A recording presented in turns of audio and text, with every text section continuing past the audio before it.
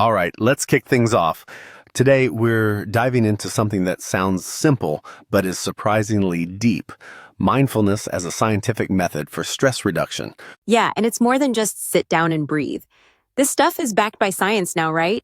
Exactly. Researchers have been looking into mindfulness as a real intervention. Studies show consistent meditation can literally change the brain's structure, especially areas linked to emotion regulation. Like the amygdala, right? That little almond-shaped stress factory. Right on. Mindfulness seems to shrink its reactivity over time, meaning less of that knee-jerk stress response. Instead, the prefrontal cortex, our logical, calm thinking center, steps up. So it's like giving the emotional toddler a nap and letting the adult brain take the wheel?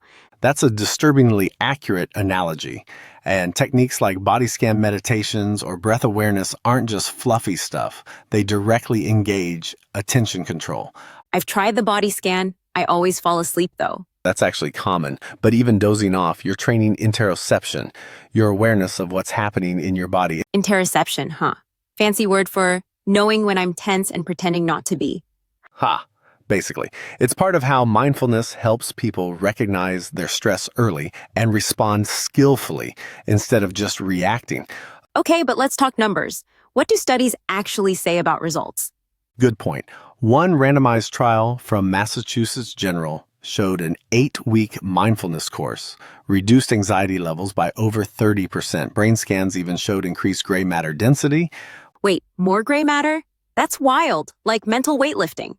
Pretty much. And it doesn't stop at the brain. Mindfulness has shown to lower cortisol, the stress hormone, measurably. So instead of coffee to wake up, we just meditate ourselves into chill mode? Not a bad idea, though coffee and meditation might be the sweet spot. All right, so we get the science. But what about real life? Can the average person really keep this up? That's the kicker, isn't it? Habits are hard, but even 10 minutes a day makes a dent. Plus, integrating mindfulness into routines like mindful eating or walking makes it more sustainable. I tried mindful eating once. Took me 20 minutes to eat one grape. Never again. Laughs, yeah, maybe don't start with grapes. The key is noticing, not slowing down to snail speed. Like notice textures, flavors, be present. All right. So aside from stress, what else does mindfulness help with? Tons. Pain management, for one. Mindfulness-based stress reduction, MBSR, is used for chronic pain. It helps people relate to pain differently, not fight it, just observe it. Sounds counterintuitive. Like just letting the pain hang out? Exactly. But by not resisting, people report feeling less overwhelmed. It's kind of like being okay with being uncomfortable. That's heavy, and we're so conditioned to avoid discomfort at all costs. Yep. But mindfulness flips that script. It teaches that discomfort isn't the enemy, it's just an experience. You know, this is making me think maybe mindfulness isn't just about stress, but about how we relate to everything.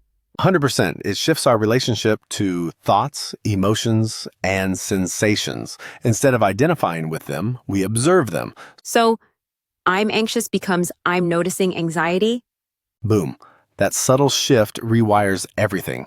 It adds space between stimulus and response. That space is golden. Most of us just react, especially when we're stressed. Exactly. And that's why mindfulness is so powerful. It gives you a choice. I like that. But let's get practical. What's a beginner-friendly way to start? Honestly, just sit quietly and focus on your breath for 2 minutes. When your mind wanders, and it will, gently bring it back. That's it? That's it. Simplicity is the power. No incense, no chanting, just like attention and awareness. What about apps? There's so many out there. Headspace, Calm. Great tools, especially if you need guidance or structure. But eventually, you don't need a voice in your ear. Just your breath and your body. Yep, and maybe a quiet room if you can swing it. What about doing this in a busy city, though? I mean, noise, chaos, it's tough. True. But mindfulness isn't about shutting the world out. It's about tuning in despite the noise. You could even use sirens as a cue to return to your breath. Turning triggers into reminders. That's clever. It's about reclaiming agency. Stressors won't vanish, but our response can evolve. Okay, last question. Is there any danger to mindfulness? Important one.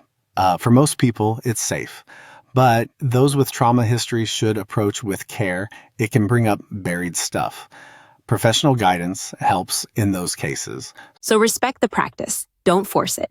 Exactly. Gentle curiosity is key, and always with compassion. All right, I'm convinced. I might give it another shot. With fewer grapes this time. Good call. Start where you are, notice what's there, and breathe. That's the path. So simple, it's almost suspicious. That's mindfulness for you. Deceptively simple, profoundly deep. All right, folks, breathe easy out there.